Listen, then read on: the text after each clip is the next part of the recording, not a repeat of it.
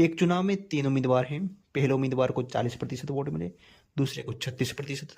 यदि कुल 36,000 वोट मिले तो तीसरे को कितने वोट मिले? मान लेते हैं कुल वोट 100 हैं। फर्स्ट, सेकंड उम्मीदवार और थर्ड उम्मीदवार। फर्स्ट उम्मीदवार को 40% मिले, सेकंड वाले को 36% मिले, तो तीसरे वाले को कितने मिलेंगे? कितने बचे पीछे? 24%। यदि कुल वोट 36,000 हैं, हमने कितने माने? 100 किसके बराबर है? 36,000 के बराबर। तो 36,000 बटे 100 इंटू क्या निकालना है? तीसरे उम्मीदवार को कितने वोट प्राप्त हुए?